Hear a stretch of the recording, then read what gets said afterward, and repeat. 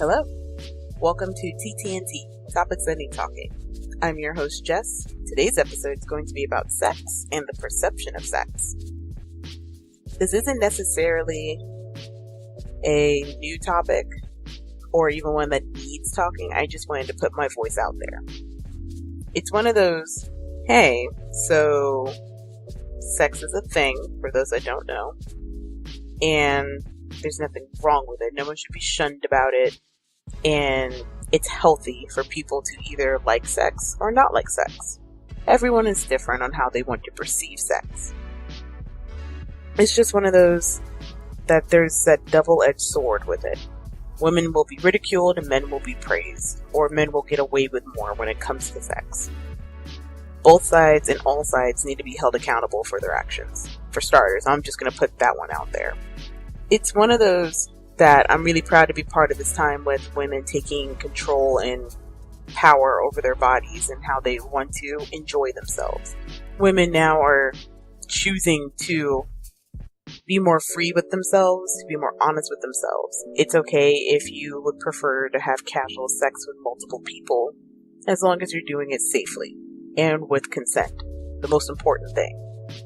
And it's okay if you choose to not have casual sex and you prefer to only be in a relationship to have sex. Totally fine. Nothing wrong with either. But now more things are coming up. We're seeing kind of time repeat itself, unfortunately. Incels. Involuntary celibacy. They call themselves incels. I-N-C-E-L-S. A dangerous term, too. Where some people feel as if they are worthy of just having sex thrown at them, not asking the other if it's okay. That I exist, I didn't ask for this long celibacy or dry spell, quote unquote. I deserve this. And that's not good. No one deserves anything. No one deserves anything from you. You do not owe anyone anything. Especially when it comes to your body. You are in control. You will decide what is good for you. And if it happens to be good for them, bonus. But incels can be dangerous in that fact. And those that force themselves on others, of course, are equally dangerous. But it's just one of those, you just got to take proper care and report when you see something wrong. Don't be a bystander. Please speak up. But now, instead of women only speaking for themselves, men are coming up with, why can't a woman take control of their body and do as they please? I've gotten away with it for years, why can't they get away with it? Which is true. I agree that let me do as I please. It's my body. As long as I'm healthy, being safe, and getting consent, nothing of what I do is wrong. I follow the laws, I take my precautions, and I just continue with my day or night.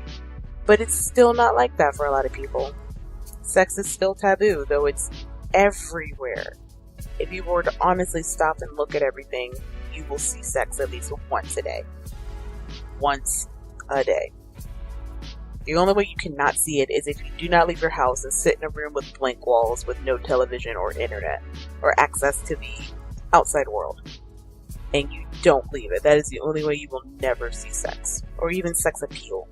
And in the United States, we are a culture that is run by sex. What do we see with food commercials?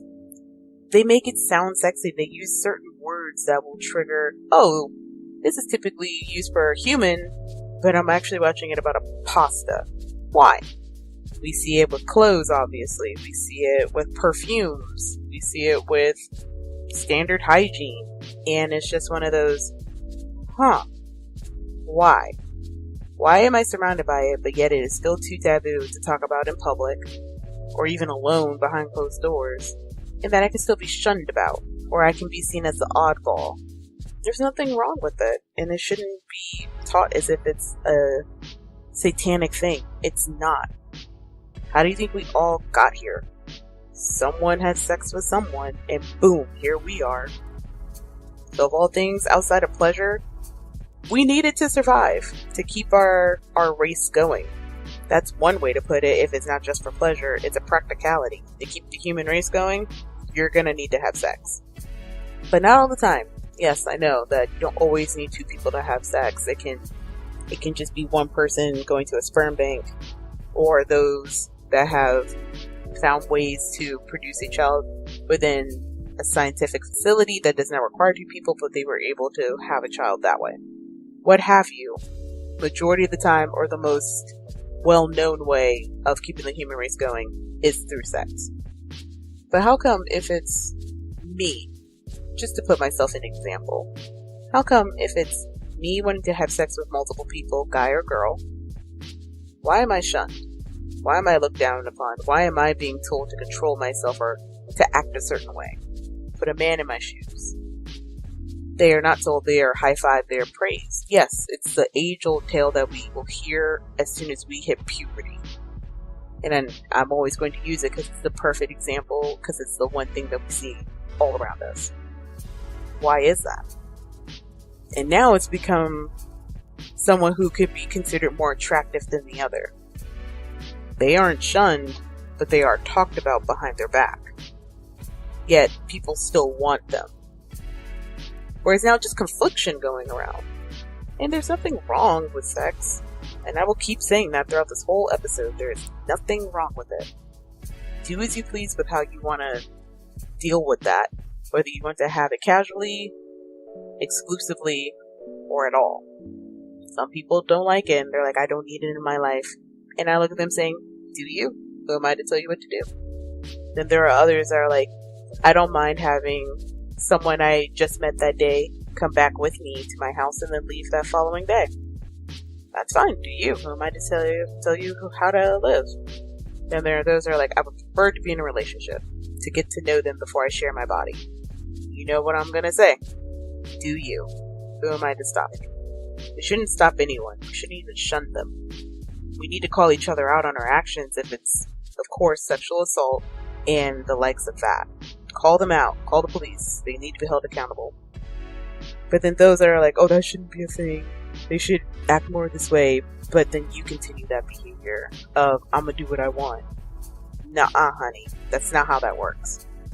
It's just one of those topics to where there's a long way to go with it. And anything I could say now has already been said under the sun. So I'm not necessarily applying anything new to the topic. I just wanted to know, when are we going to finally get to where that this isn't a topic of debate, but just a topic of discussion to where there's no hostility. Just oh, what do you think? Just peaceful intrigue. That's what I want to know. This is going to be mostly a short episode, but you have been listening to TTNT, Topics That Need Talking with Jess. The next episode will be about the nice guy syndrome. If you want to reach out to me, I have a Twitter if you want to create a discussion over there and just speak to me and see my thoughts on any other topic that either you think needs talking, or you just want to talk about what was discussed in this episode.